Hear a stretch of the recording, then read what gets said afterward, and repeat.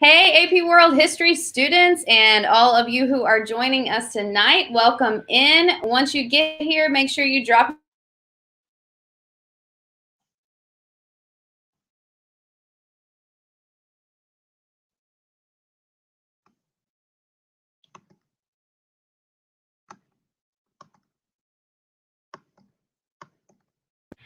I don't know why it does that. My mic was not working for some reason. It like mutes itself. Anyways, I'm back.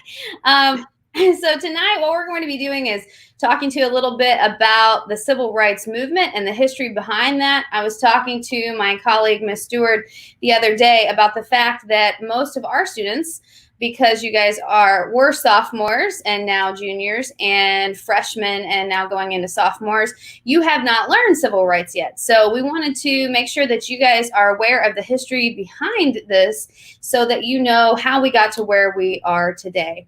Hi, Wanying, welcome in. Good to see you, kiddo. And once you get here, just drop your name in the comments. Let us know you're here. If you have any questions, you can drop them in the comments as well. So I'd like to start by saying, Ms. Stewart, how often have your students asked you, when are we going to use this boring history ever again in our lives? How often? All the time. Okay, all year long. Your mic is muted. Your mic is muted too. It's crazy. Go down on your, let's see. Go down on your microphone. There should be like a little microphone on the bottom of your video. There you go. Nope. Yep. Did you get it? Yes. Can you hear me? Nope. I still can't hear you.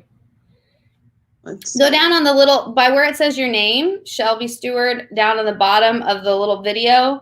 And it's got like a microphone right there. You should be able to unmute it there maybe.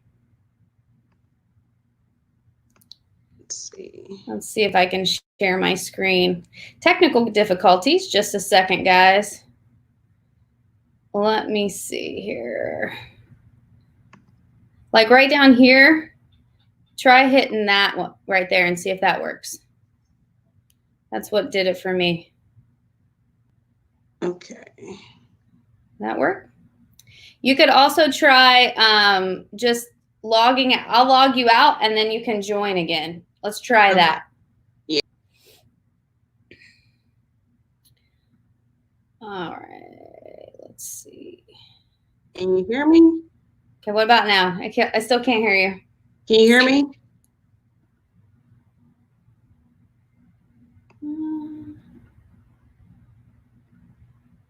Don't know what's going on with that. Yeah. That has never happened before. It's crazy. All right, I'm going to kick you out and then you can log back in. Okay. Okay. Okay. All right, guys. Well, as soon as we get her back, we will get started here. Welcome in. Hey, Soraya or McKelvin. Hello. How are you, Miss McKelvin? How are you? Good to see you. Yes, Wanya, you're just surrounded by West Side love tonight, girl. We're just surrounded by that. All right, so just go ahead and drop your name. Let us know that you are here, and we'll get started here in just a second when we get Miss Stewart back. Sorry about that technical difficulty here. All right, well, what we were saying before we lost sound with Miss Stewart, let me text her and make sure she can get back in here. There she comes. All right, what about now? Can you hear me? Yay, now we can hear you. Okay, perfect. I don't know why that did that. It's never happened before. So anyway, let me start over. How many times have your students said, when are we ever going to use this history ever again? All the time, every day, just about every day. Every time we go over a topic, how does this relate to what's happening right now? I mean, it definitely works better when we look at geography because everything's so current and things are changing, but we also do cover a lot of U.S. history in it as well. Yes, absolutely. Yeah. Same thing for me every single day, especially when we're going over something very boring. Everyone always asks, "Hey, Samir, welcome in. Good to see you." And Rachel, "Hey, how's it going? Good to see you." Welcome in. We're so glad to have you guys. Well, what we want to talk about tonight is the road to civil rights and kind of like the dominoes that led up to where we are today. Because if you're an AP history student, you know how important context is. And the context of the civil rights movement actually goes back a really, really long time. I was doing some research and I ran across a petition from 1777 I had no idea about, but it was after the Declaration of Independence had been signed, and it was a petition put forth by 8 Black men who signed it and took it to the Massachusetts legislation, asking for freedom and asking that they have equal rights as well. So this is actually, it could be argued, when the very first attempt for civil rights occurs all the way back in 1777, which is really amazing because I think a lot of students think that it starts in 1960, but it starts way, way, way back. So I just want to read you a little excerpt from that. This is the petition. It says, "Your petitioners apprehend that they have in common with all other men a natural and unalienable right to that freedom." And you can see there, unalienable right, they're pulling from the Declaration of Independence, "which the great parent of the universe hath bestowed equally on all mankind, and which they have never forfeited by any compact or agreement whatsoever. But they were unjustly dragged by cruel hand of power from their dearest friends, and some of them were torn from the embraces of their tender parents, brought hither to be sold like beasts of burden, and like them condemned to slavery for life. They cannot but express their astonishment that it has never been considered that every principle from which America has acted in the course of her unhappy difficulties with Great Britain pleads stronger than 1,000 arguments in favor of your petitioners." So basically they're saying, how can you not see that we want our freedom too? The same things that you're asking of Great Britain, you are denying us. And of course, this petition was denied at the time, which will lead to more civil rights struggle, and eventually the Civil War and the Civil Rights Movement. So I wanted to share that with you guys because that's super important context to know that it wasn't like all of a sudden one day African Americans woke up and they were like, "Oh, we want this freedom." It's always been the case. That's always been the struggle. So we're going to move on now to after the Civil War to a period called Reconstruction. Ms. Stewart, would you like to talk about that a little bit? Sure. So Reconstruction period, we know, happens after the Civil War between 1865 and 1877. And this time period was really used to address the inequalities that Black Americans face in the United States.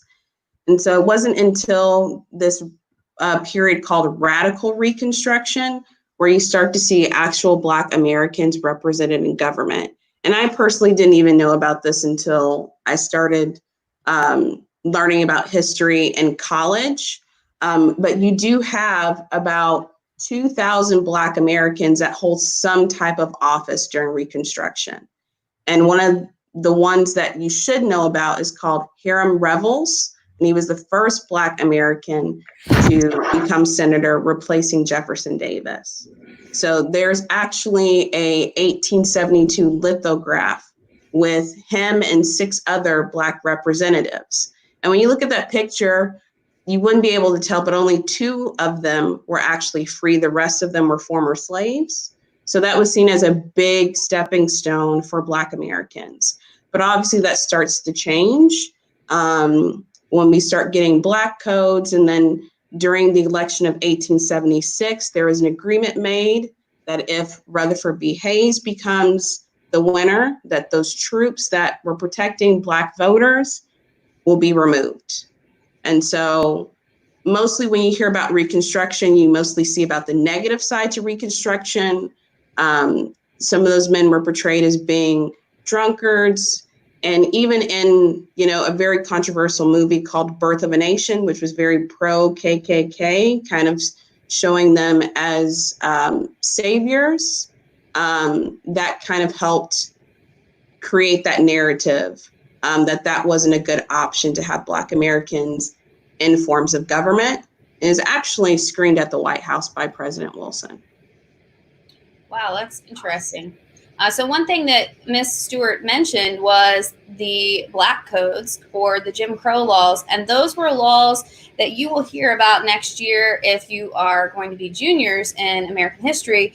They are laws that kept African Americans from having equality, and they upheld segregation. Let me show you real quick on here some examples. One thing that's really interesting about the civil rights time period is that there are a lot of there's a lot of video evidence. There's a lot of picture evidence of what happened during that time. Are you guys able to see that? Yeah. Okay, good. So I don't have my two screens set up. So this is one example of Jim Crow law where the drinking fountains were segregated. The swimming pool is segregated. Anything that could really keep African Americans separate and unequal would fall under the Jim Crow laws. And these were mostly in the South. However, I'm pretty sure that they were in the North as well. But they're very, very much so in the South. The South has a lot more of this going on. However, it's not great for African Americans in the North as well. Do you have any more examples that you want to share about this, Ms. Stewart? One thing that they really tried during, introducing Black codes was this sort of apprenticeship, where they said, because, people start shifting. One of the things that Black Americans really wanted was land ownership. And so they were very limited in what they could do in terms of jobs, and some of them ended up becoming sharecroppers. But also you have white owners of plantations that really didn't want to lose workers. And so they would try to really force Black families into setting up a type of apprenticeship in which they can still treat Black Americans poorly and subject them to, all types of discrimination. Yeah, that's true. And I was reading too that in South Carolina, they had a law that if you were Black and you were not a farmer or a servant, you had to pay a tax. And it was a way of keeping Black people in those roles so that they wouldn't want to improve their lifestyles by becoming an artisan or something else other than that, because they'd have to pay that tax. And that really hurts a lot of Black people who are living in the city, who are all already artisans and different trades other than farmers and servants. So I thought that was interesting. All right, the next thing we're going to tell you about, from 1880 to 1930, Ida B. Wells kept track of lynchings that were happening in a book called The Red Record. And basically, this was a record of all the lynchings that were taking place during that time frame from 1880 to 1930. And when I was researching about this today and kind of looking it up, I ran across the Equal Justice Initiative. Their website is awesome. You definitely have to check it out. I put it in the description below. But they talk about lynching as being the definition, that is, to put to death by mob action without legal authority. It was violent public events that traumatized Black people throughout the country and were largely tolerated by state and federal officials. This was happening all over at this time. Basically, it was kind of like white people taking justice into their own hands. And most of the time, police and sheriff's offices did not even pay any attention. They just let it happen. And as the definition says, it was used to traumatize Black people and keep them in their place. So it was a very scary time. And what Ida B. Wells did as an activist is she kept track of this in order to try to spread the fear, spread the word of this fear and this disempowerment of African Americans, and try to shine a light on white supremacy and how white people were trying to keep African Americans down economically and politically. And she highlights this throughout her book. She said in her journal, in regards to the lynchings, that it is an excuse to get rid of Negroes who were acquiring wealth and property and thus keep the race terrorized and down. So basically a punishment for Black people who were trying to better themselves. So definitely check out that website. It's a really good website that you can explore more about this book and about what she was talking about at the time. Do you have anything to add about this topic, Ms. Stewart? I would just say that, Ida B. Wells was really motivated to be this investigative journalist because one of her friends was actually lynched. His name was Thomas Moss, and him and his two other associates were basically sought after because the community in which they lived in thought that they were taking away business from their white counterparts. And so that kind of sparked her to do this. And she would follow accounts and she would interview witnesses and actually go to the scene of some of these lynchings in order to record this information and publish it. And so, a lot of hard work into really exposing how they're trying to stop Black Americans economically during this time period. And it kind of struck me as interesting how long it went on from 1880 to 1930. It was a record from that whole time frame. That's a long time for her to be doing this work and, writing and interviewing, and it's amazing. It's really amazing work. Mm-hmm. I would definitely recommend you guys, if you have the time, to even listen to the song "Strange Fruit" that was sung by Billie Holiday. It does a good job of explaining, lynching in America, and that's one of her most popular songs. All right. So let's go on to 1921, the Tulsa Race Massacre, and this is also known as the Black Wall Street. It happens in 1921, and basically Tulsa is this booming city. There's a lot of oil money at the time, and there was also a lot of crime in the area. This is the area called Greenwood, and this is where predominantly the Black people of Tulsa lived. And it's mostly trying to connect my thoughts here. Tulsa at the time is mostly segregated. So there are about 10,000 people living here in Greenwood, 10,000 Black Americans, and throughout the rest of Tulsa, about 100,000 total. Ms. Stewart, would you like to talk about this a little bit? Yeah, so with this particular, event, along with Rosewood too, you kind of see similarities in how they started. And so they're both kind of started based upon an accusation against, a Black person, accused of doing something inappropriate to a white female. And so this is kind of is a way of justifying why you would see mobs of white people attack this particular area and really destroy the economic wealth that these Black Americans really try to create for themselves, especially after Civil War and Reconstruction. And what's really, sad about it is that most people that lived in this area, years later knew nothing about this particular event. It was kind of moved under the radar. And, even this year, June 1st, when this happened, this makes 99 years, June 1st of this year. So I know next year, people will definitely they're working on trying to create programs to teach people about this. But you can kind of really see that this one particular event really created fear amongst Black Americans and, try to stop their progress on gaining some economic wealth. I kind of want to let you, take more time to really explain it to everybody. Yeah. Put that in there. Well, so there was a Black teenager. His name was Dick, and he was in an elevator with a white woman named Sarah Page. And the elevator opened, she screamed, he runs out and flees the scene. She alleges that he attacked her, did something to her. The details are kind of sketchy, and he's arrested.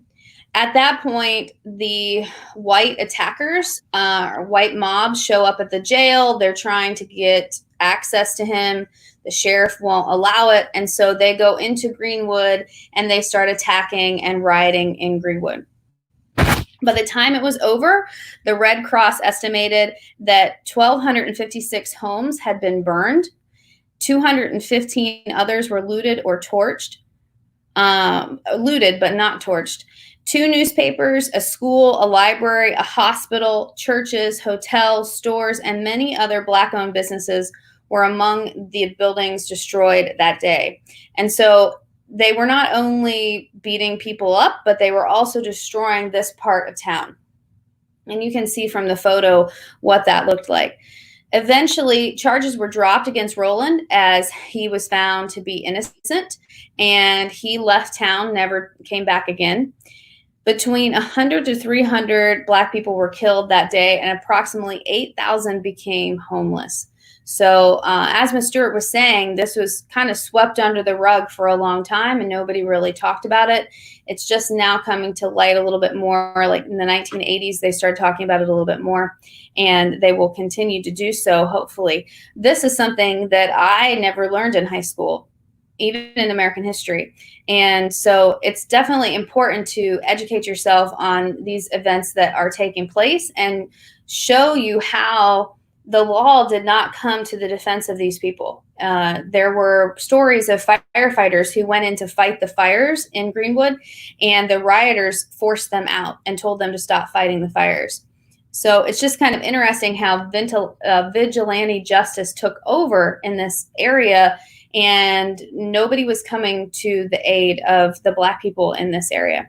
There's a really great website that I found when I was researching this. It's also in the links below, so you can check that out at a later time. The next one we're going to talk about was in 1923. This one happens in Rosewood, Florida.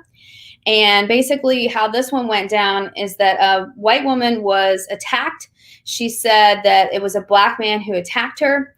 And the white people of the area, including some Ku Klux Klan members, join up to go into Rosewood and try to find her attacker. Now, a little bit of background information about Rosewood. It was originally settled by Black and white people, but in the 1920s, a lot of the white families moved out of the area, and it became predominantly Black, except for one family who ran the general store. They were white.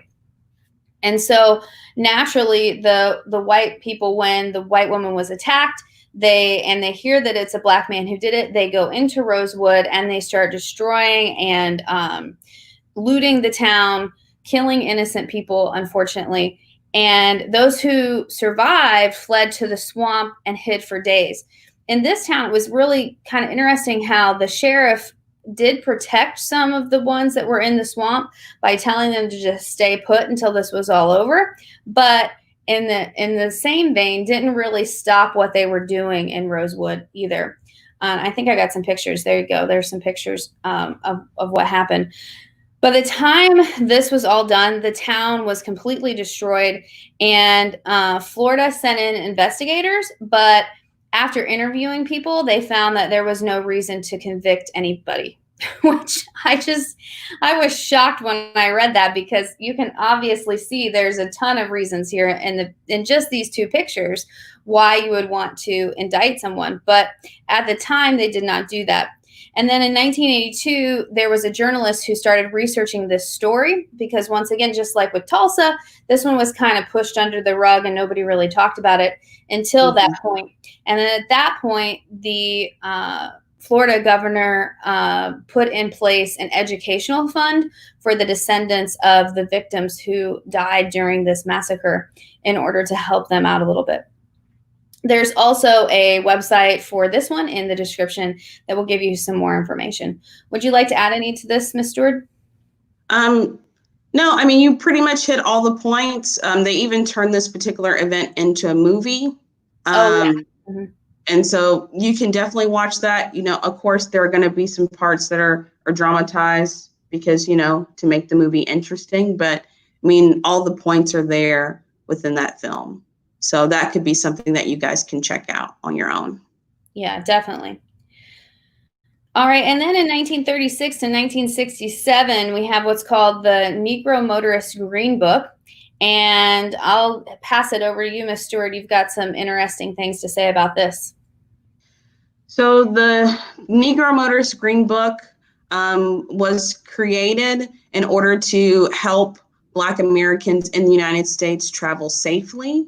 And this was created by Victor Green. And he did work in the United States Postal Office.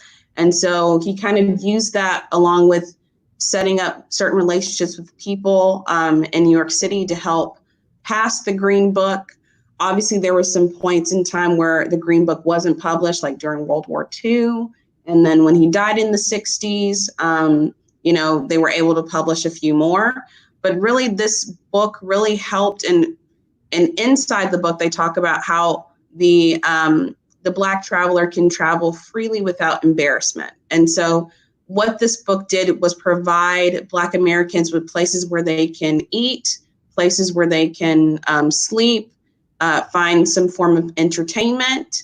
But it really also explains some of the things that I personally didn't really realize when I was younger. It explains why my parents still, whenever we drive to a place instead of fly, why we have to drive at night. Really just to kind of, back then that was used as a way of not being seen by police. Families would have to create some type of story if they were stopped by police. So what you would see with a lot of Black families, you would see them have a driver's hat in the car. So if they were pulled over by police and their car was a much nicer model, they would have to use a story of actually being their white employer's driver, and they're taking that car to take their employer's domestic workers to a location. And so this really helped a lot of Black Americans feel comfortable about driving, feel safe, even to find a place to use the restroom. And so this was seen as a better alternative than using the train, which they could be subjected to discrimination. And, that part of travel just wasn't really comfortable for Black Americans at the time. So, it was really seen as a tool to help people be able to enjoy freedoms that their white counterparts can always enjoy. And the movie, The Green Book, right here that you see in this picture, is also a really good movie for you guys to watch. I know some of you are still quarantining, you're still home, and this would be a good one for you all to watch. It talks about the Green Book, the use of it, and you see it with your own eyes, how it kind of plays out in the South. So definitely check that one out. Yeah. And right now I'm currently reading this book. So it's called The Overground Railroad, and it talks about the creation of the Green Book. It gives you excerpts. It also talks to you about just places that are still in operation that were listed in the Green Book, but also, some of the dangers that Black Americans face trying to travel all over the United States. What's that book called again? It's called Overground Railroad, The Green Book, and the Roots of Black Travel in America. That sounds like a good one. I'll definitely check that out. One other one that I want to mention, it's called Sundown Towns, and I haven't read the whole thing. I'm kind of bad about finishing books. I start them and then I forget and I move to the next one, but I need to finish this one because it's really good. And it's about towns that African Americans cannot be after dark. And it talks about a little bit about the Green Book and how they used it, as well as staying away from certain towns. The town that I am originally from in Ohio, unfortunately, is actually one of these towns. And my step-grandfather actually was a part of the white people that would stand at the border and try to kick Black people out of the town. It's very, very unfortunate. He's passed away now, which is probably a good thing. He wouldn't have probably been happy that my ex-husband is a Black man. But anyway, I digress. So there are a lot of towns, even in the North, that were sundown towns and that claimed that, you're welcome in the North, right? They weren't as racist in the North, but these towns existed in the North as well. So that's definitely a good book to check out as well. Yeah, that's definitely a misconception that if you lived in the North during that time, you wouldn't see any form of discrimination. But I mean, there are plenty of instances where that was definitely the case. Right. Okay, and the next thing we're going to talk about happened in 1960, and it was the lunch counter sit-ins. So at this time, Black people could not sit at the counter to eat lunch at a restaurant. And this was something that was very common. You see how the diner is set up here in this picture. And yeah, they could eat in other places of the diner, but they wanted to be able to be equal with white people and eat wherever they wanted. And so what happens in Greensboro, North Carolina, this is at a Woolworth's counter. It was a department store at the time, kind of like JCPenney's or Macy's. And these 4 students, they were 4 young Black men. They're called the Greensboro 4 because they're the first that did this. And basically they go and they sit at the counter and they refuse to move. And the people at the diner did not serve them. They refused to serve them. Most of the time in these sit-ins, the police were called and the people that were in the sit-in were removed forcefully. But these 4 students prompted a movement that spread to 13 other states. And those attending the sit-ins were often beaten and bullied. Here's another picture of that happening. You see the white people pouring milkshakes on them, just trying to get them to leave at any cost. But they were sitting there, not leaving, and protesting this fact that they couldn't sit at the lunch counters. There's a movie called The Butler that if you haven't seen, you should definitely check out. There's characters in that movie that go through these same scenarios, and you get to see it played out on the screen. And it's just really sad and hard to watch because you just know that these people just want to be equal. They just want to have the equal right of sitting at this lunch counter, and they're taking abuse in order to try to get that right. But because of these protests, the good news is that by the summer of 1960, dining facilities were integrated throughout the South, and they were allowed to sit at the lunch counters. Do you have anything to add about this, Ms. Stewart? I would just add that people that decided to take part on these sit-ins, they were definitely trained beforehand. You can research and look up pictures of how they would have to sit, and the people that kind of set up the school for them would blow cigarette smoke in their face, would pour things on them just to get them prepared to experience what it would be like once they were actually there and sitting at the counter, and really teaching them how to respond to, different levels of violence and try to find ways to not escalate it even further. So just the fact that you have to be trained on how to do something like that, I don't know if I would have the ability to sit there and do nothing. It would definitely be extremely hard, for sure. And there's a scene in The Butler that they go through the training as well. And it's hard to watch. I can't even imagine going through it. Yeah. So in 1961, the next thing we're going to talk about is the Freedom Riders. And these were people who were protesting against the segregated buses that went through the southern states. And basically what they did is they rode the bus into the South to protest segregation. There were white and Black people on the bus. The original group of Freedom Riders were 13, 7 Black people and 6 white people. And as they were riding, they tried to use white restrooms. They tried to sit at lunch counters.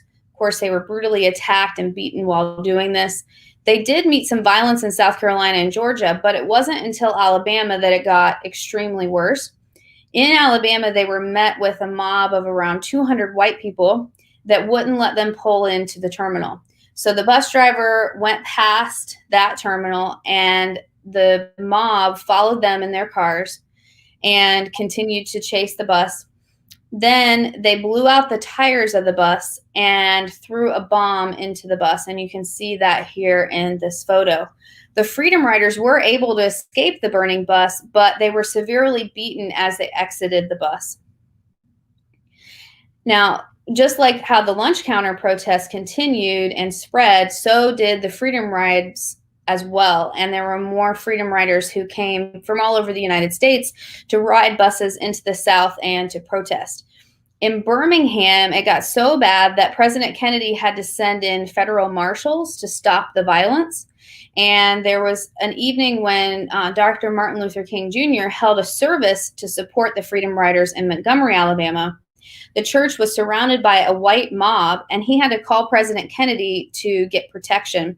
At that time, President Kennedy sent in marshals that disbanded the crowd using tear gas. And because of these increased rides, though, by the fall of 1961, the Interstate Commerce Commission introduced regulations to stop segregation in the bus terminals. So that's the good news about that. If you ever get a chance to go to the Civil Rights Museum in Memphis, it is one of the best museums I've ever been to. It was really, really well done. And one of the exhibits that they have is on the Freedom Riders, and you can see the bus. It's, of course, a replica of the bus, but it's just a very visual way to put yourself in that moment and see what they were going through at that time. Is there anything else you'd like to add, Ms. Stewart? No, I mean, there are plenty of books that can talk about this. Representative John Lewis has a really great one that talks about this as well. If you're a person that doesn't like chapter books, this one's a graphic novel called March. It's a trilogy. And so he, definitely has spent time sharing his experiences, especially as a Freedom Rider. That would be cool as a graphic novel. I'd like to check that one out. All right, the next thing we're going to talk about is in 1963, the 16th Street Baptist Church and the four little girls. Ms. Stewart, would you like to talk about this one? Yes. So there's also a documentary on this called Four Little Girls, and it's definitely very moving, very powerful. It interviews the families of the parents of the four little girls, as well as any friends or other relatives.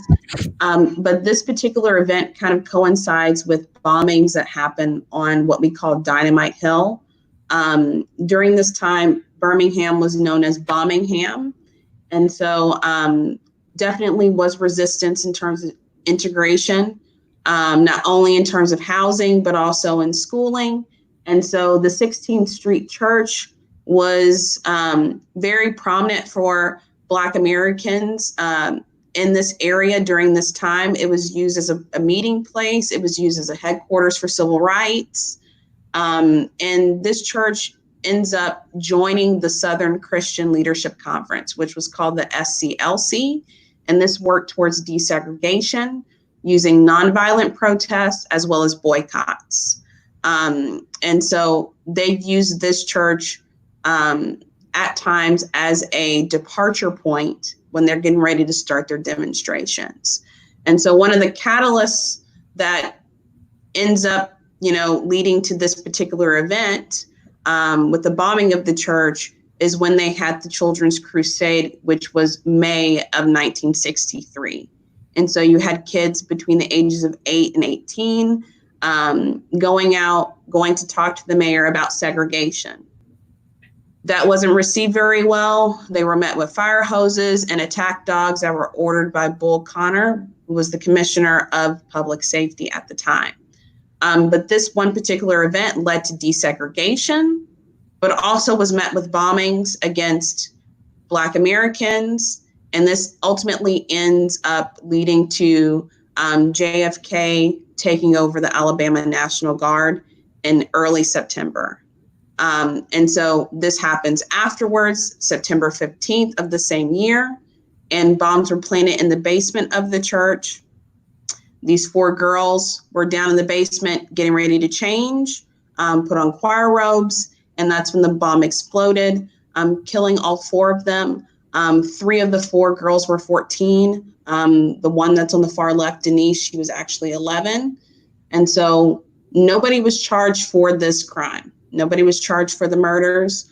A person by the name of Dynamite Bob Chambliss, along with other people that he conspired with, were members of the KKK, and they were only charged with dynamite possession, but even that charge was dropped.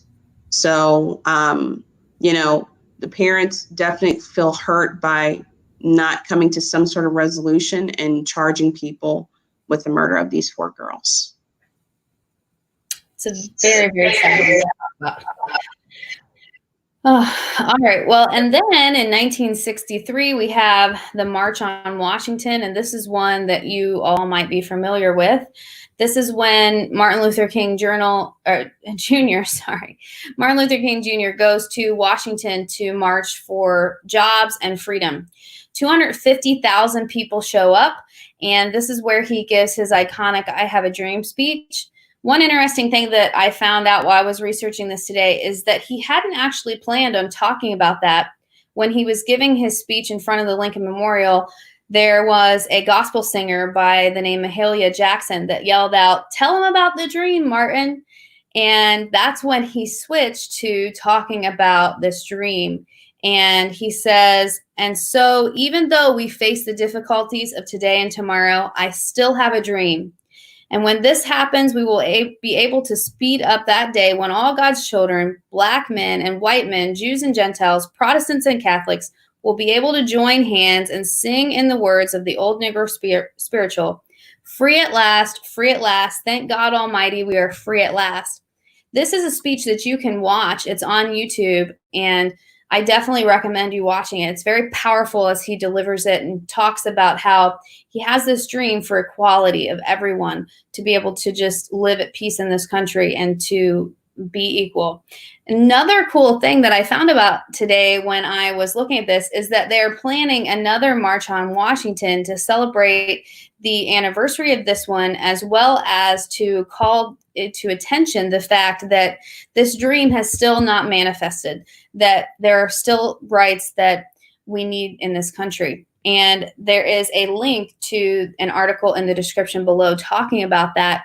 It's happening in August, and I wish we could take a field trip. That would be amazing if we could take you all to this, and you could live in history, literally, because that's what this is going to be. So definitely keep your ears and eyes open for that, so you can at least watch it on the news and see how that plays out. Is there anything else you want to add about this one, Ms. Stewart? I just recommend everyone, take the time to actually go to Washington, D.C. They have a really awesome Martin Luther King Memorial that definitely highlights some of his speeches, and you get to, see the statue. I mean, it really definitely helps you kind of picture what it was like during that time, and really the fight for equality. And even now, while we're still trying to fight for equality for everyone. So, I definitely recommend watch the video, go to DC if you have the chance to, look at the protest and demonstration in August. It definitely is worth your time. Absolutely. And if there's some way that me and Miss Stewart become millionaires before August, we'll take you all on a field trip. I promise. Because this would be an amazing one, that's for sure. Oh, yes. All right, 1965, there's an event called Bloody Sunday, and this is a march to Selma. And the march was stopped on the Edmund Pettus Bridge, which you see right here. And you can see it kind of from the vantage point of the police officers right here. And this is where the marchers were. And as the marchers come over the hill, the police officers announce that they have to stop, they have to disband, they're not allowed to go any further.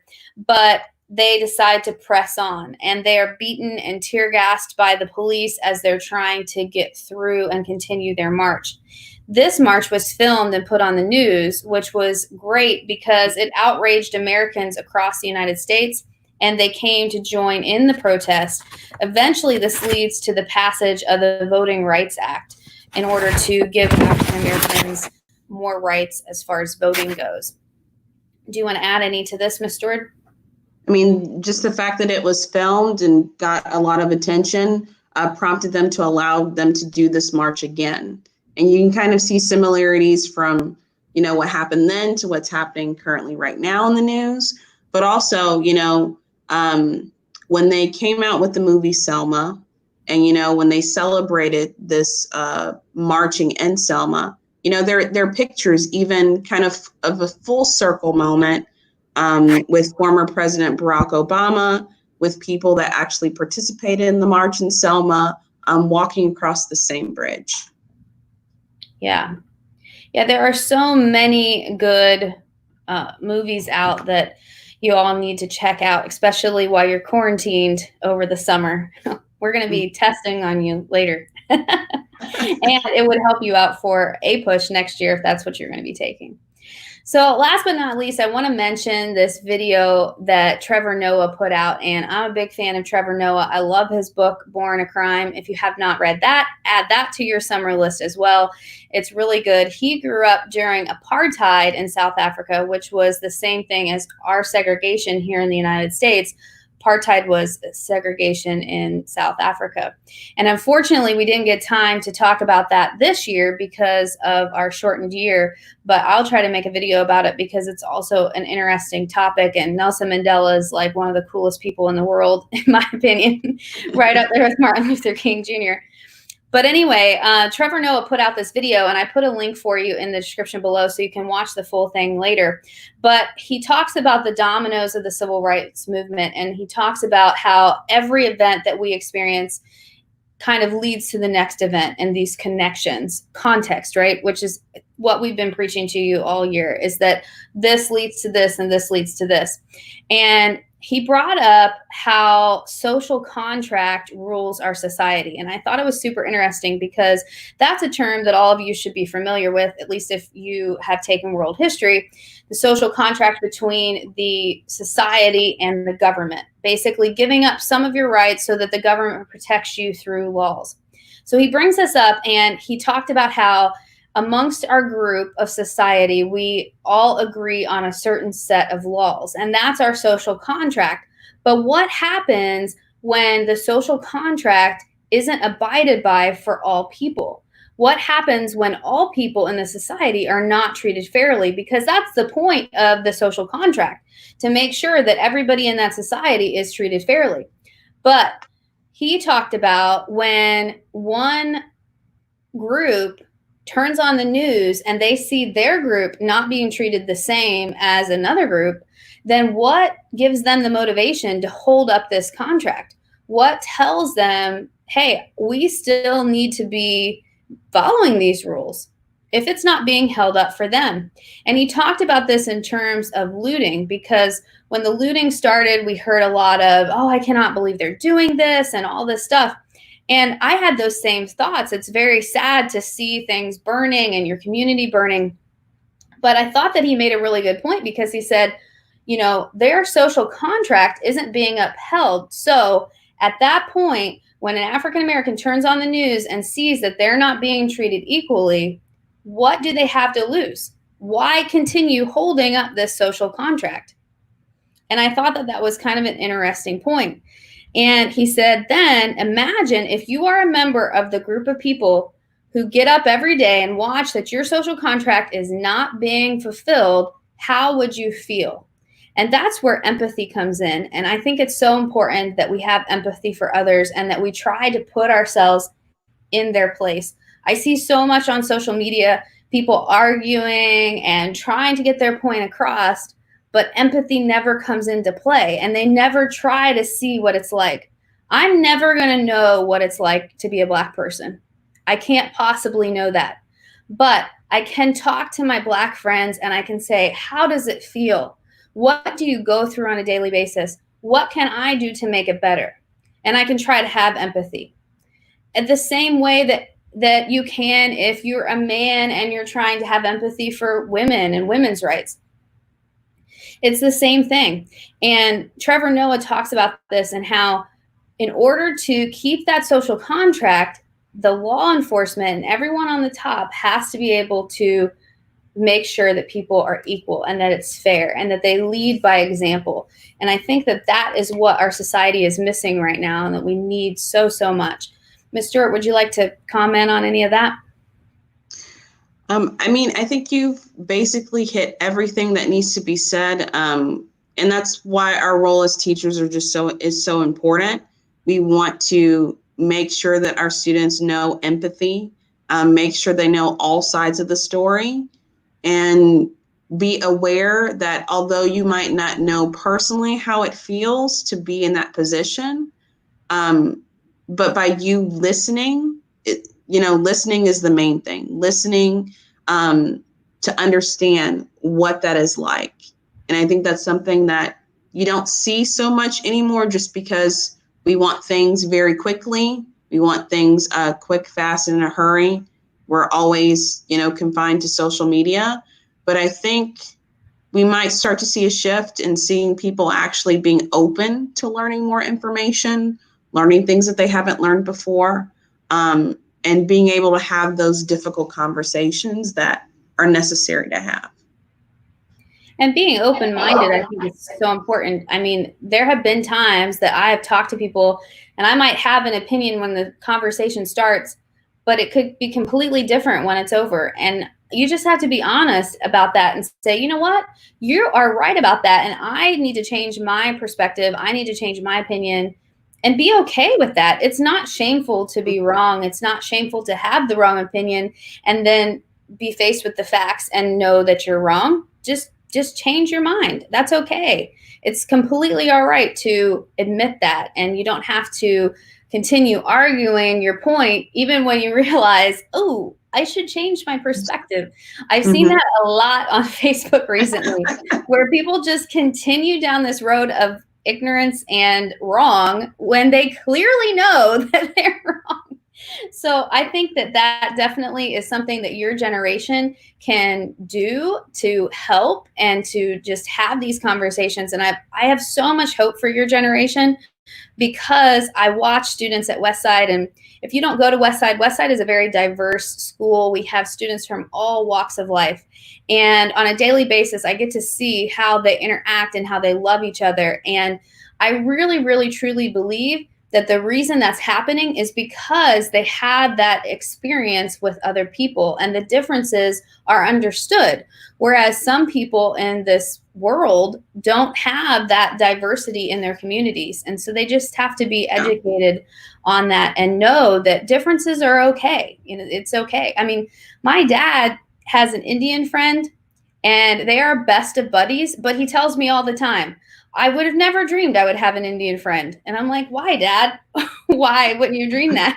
And he was like, well, because I grew up in this small town where there wasn't any diversity and I just didn't know about Indian people. But now that he's friends with him, they're best buddies and he wouldn't trade him for the world. And so I think that's really important to remember as you guys grow up. That's how you change the world. Cloudy says, I feel like there needs to be explicit laws that punish people in power or maintaining order for abusing their power or maltreating people in society. This would serve as an incentive to do right. Yeah, definitely. If you are following what's going on in Minneapolis right now, there was an article about how they're trying to reform the police department and basically trying to do that, Cloudy, where they're trying to make them more accountable, possibly get some citizens in there that can help with that. So definitely keep an eye on the news and what's going on and keep in that conversation of how can change happen for the better. We obviously need the police. We need some kind of laws, some kind of government to be able to, keep the order and keep from having anarchy. But what does that look like? Maybe it's going to look different than what it has for our generation. The other question that I had from some students was, what can we do to make things better? What can we do to bring about change? Ms. Stewart, I'll pass that one to you. Some things that people can do in order to have more understanding, more empathy, definitely have those difficult conversations. Sometimes we might not be okay with feeling uncomfortable, especially when we're talking about things like racism or inequality, but it's definitely important for you to have those discussions just because it helps to open up your mind to things that you haven't considered before. I would suggest you guys, reading information from Black authors. whether that's on history topics, for instance, like with the Green Book or with Tulsa Massacre, but also just regular literature, fiction, nonfiction. So that way you can get an idea of, what it's like to live in the United States as a Black American, but also to expose yourself to topics that you never even knew about. Most of the topics that I've learned about is through my own research, through being in college, through my major. And so, you really have to push yourself out there to do the research, to learn different things about, what it's like and what has happened to Black Americans. And if Ms. Ziegler will let me, I'll also include some books and some links to things that you might not even know about, but definitely Difficult Conversations, exposing yourself to Black literature. Those would definitely be the two things that I would say to help your understanding. Yeah, very good. Educating yourself, knowing, what's going on. Another thing that I would suggest is stand up for others. When you hear a racist comment or you see something happening, let them know that's not okay. I'm not going to tolerate that. And maybe that will open that conversation to be able to lead to educating them or helping them change their mindset, and then be willing to have those kind of conversations. The other thing I want to mention too, Isabella kind of brought it up in her comment. She said she thinks people focuses on differences instead of focusing on similarities, and that we're all human beings, part of the human race. Absolutely. That's spot on, Isabella. And we also need to remember, even just tonight, we were talking about civil rights and focusing on Black Americans, but Asians, Hispanics, all minorities really in this country have had a hard road to toe at some point. And even though we're not focusing on different, minorities when we're talking about the civil rights movement, and we're just focusing in on what happened to African Americans, that's not to say that, Asians never experienced discrimination, because all minorities are really put into that same boat. And so it's important, especially if you're Asian or if you're Hispanic, know your history as well. Know what happened to your people so that you can talk about that as well when you have these conversations.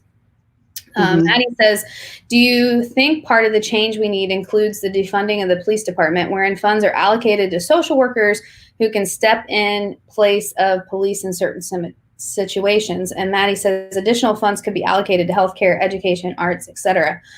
I think that the answer is always money. The more money that you put into something, usually that helps if it's done right. The problem is that a lot of times there's corruption.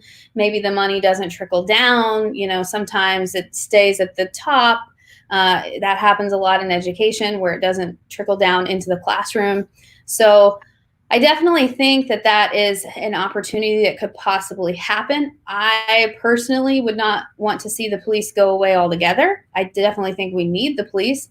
But from the reading that I've been doing, it's been interesting that they've talked about this. And I definitely agree we need more social workers. We need more healthcare and education. I think all of that leads to less people committing crimes, because if you have what you need and you can afford healthcare and you can afford education, then you may be less likely to commit crimes.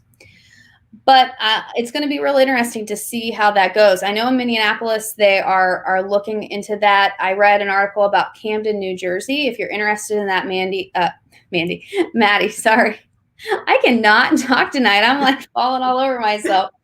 It's because I'm out of practice. I took last week off from YouTube. But anyway, Maddie, check out Camden, New Jersey. Their program, I think they've been doing it since like 2003, and it's really working out well.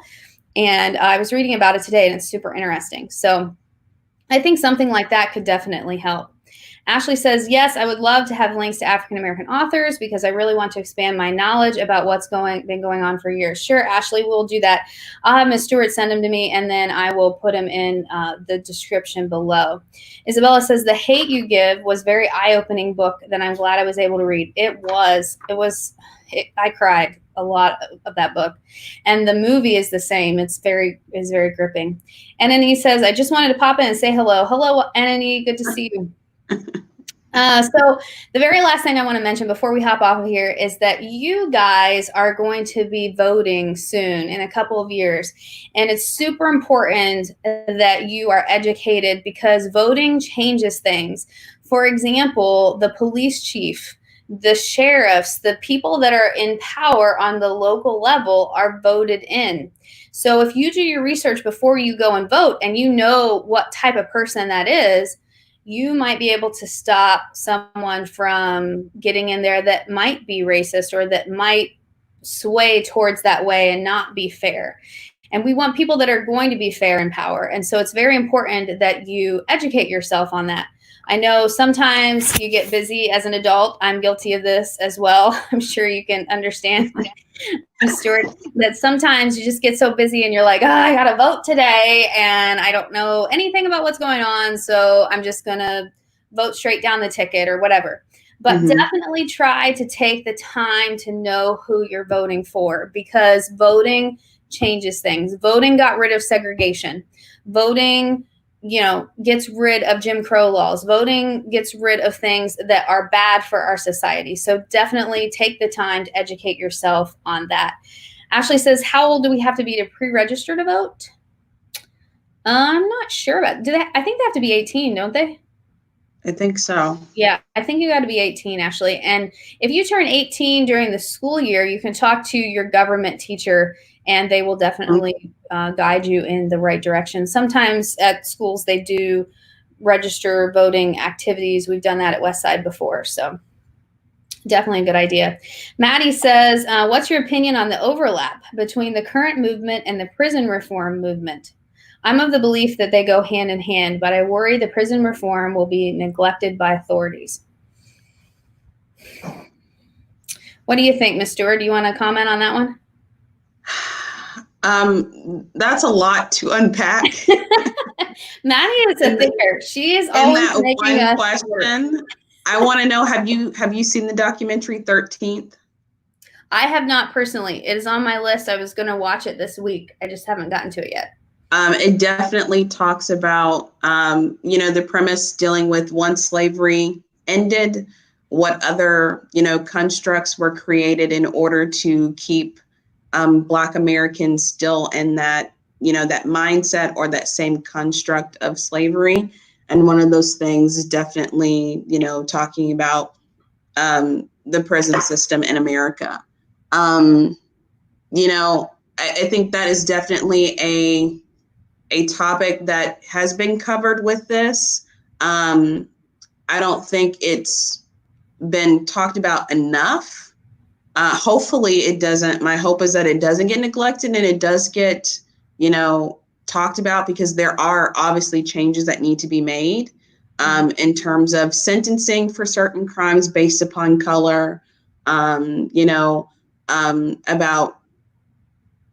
charging people with little evidence. I mean, there's a lot of things that are covered in just that one topic. It's a lot to unpack. I just watched Just Mercy, another movie. Add it to your summer list if you've not seen it. Man, I could not believe that happened in the 90s. And if that's happening in the 90s, I'm sure it's still happening today. But it was about a guy that was on death row and he was put there with very little evidence, much like what you were just talking about. And it's crazy how that has happened in our country. And so I definitely hope that this current movement will lead towards that. I want the education to prison pipeline. I want that to be no more. I want my students to be able to leave Westside or wherever I'm teaching and go into the world and be amazing citizens. And that's my prayer and hope for every one of the students that come by my door and every student that is in America. I mean, we as teachers want you guys to be able to be successful, and prison is definitely not the place that I want my students to be, or any of them. So I hope that this will bring that to light. And I really think that it will, because it kind of goes hand in hand with this talk. You know, I mean, there's been plenty of people that have talked about George Floyd and his mistakes in the past. That doesn't make it okay what happened to him in any way. But what could have been different in his life, maybe that he wouldn't have been on that path, and then wouldn't have had to experience the things that he did. I mean, it's just, there's so many things that kind of go into that. And so I hope that the police departments are reformed in a way that makes African Americans feel safer to depend on the police. I know a lot that I have talked to recently have talked about how they don't even feel safe to call the police. How do you feel about that, Ms. Stewart, if you don't mind talking about that for a minute? Go ahead and rephrase your question. I'm trying to put my thoughts.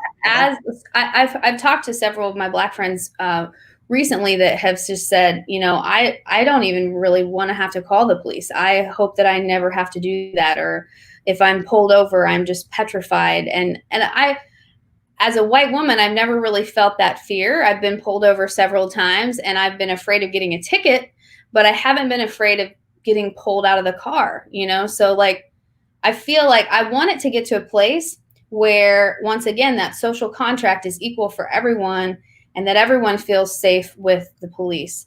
Do you think that's a possibility? I feel that it can be a possibility if we, you know, if we really have those discussions about why changes need to be made. I mean, there's definitely a fear, and, you know, this has been portrayed in many books. Even when I'm reading about the Green Book, this is definitely still a fear that Black Americans had at that point in time, between the 30s and the 60s, about this fear of being pulled over, about this fear of being questioned. And there could be, you know, nothing that they've done wrong, but it's the fact of, you know, the color of their skin, wrong place, wrong time type of thing that causes this interaction to occur. And so, you know, we have to be honest about what's really happening in this country, what needs to be addressed, and the type of reform that's necessary for people to feel safe. I think the whole point of this whole protest, the demonstrations, is for people to actually see and actually understand what it's like to be a Black person in America. And I think once more people have that empathy and that understanding, then we can go about making these changes. But definitely, I've had these conversations with family members, and there is definitely a fear that's associated with being stopped by police. Mm-hmm. And so those conversations are needed. Laws need to be put in place to make sure that everyone feels safe in this country. Yeah, absolutely. That's where empathy comes in. So before we get off of here, just remember that if there's any takeaway that you take from tonight, you all are the next generation. You all are the ones that are going to be making changes and helping with these changes, as well as our generation. But I have a lot of faith in you all that because of your education, because of your empathy, that things will change. And I look forward to that, because it is time. It is time that change happens. As you can see from what we've talked about tonight, I mean, it's been going on since 1777. That's too long. It's just too long. So thank you so much for joining us tonight and for your questions. Maddie, thanks for making us think outside of our notes. I appreciate it. I miss you a lot, kid. I hope you're doing good. And for everybody else that joined in, thank you so much. I really appreciate it. And you guys make it fun to get on here and talk about these things. Not that this topic was fun, because it wasn't fun to talk about, but it is good to know that you have a little bit of background, so that when you get on Facebook or you get on Instagram and you are debating with people, that you can throw in some of these facts and tell them about things that they should educate themselves on, because that changes people's point of view. So very important for educational purposes. And I will get that list of items that Miss Stewart talked about and put it in the description for you as well, so that as you are bored this summer with quarantine, you will have plenty of information to study. Do you have any last comments, Miss Stewart? I would just say, with all the influx of information coming your way via social media, please take time to take breaks. Take breaks to process information. Take breaks to kind of think about what you've learned. It is definitely overwhelming. And so you are allowed to take those breaks and really process information. So utilize that as much as you can, and continue to keep learning. I think that's the main thing that is very important, to be lifelong learners, to be open to learning new things and access to new information. Absolutely. Very well said. Well, thank you, Ms. Stewart, for taking your evening and joining us. It was super fun. And thank you guys for joining in. Don't forget, Thursday night, we'll be playing Jeopardy, and it's going to be a fun one. It's a pop culture Jeopardy. So make sure you join us at 7 Central, and we'll see you then. All right. Thanks again, guys. And I will talk to you later.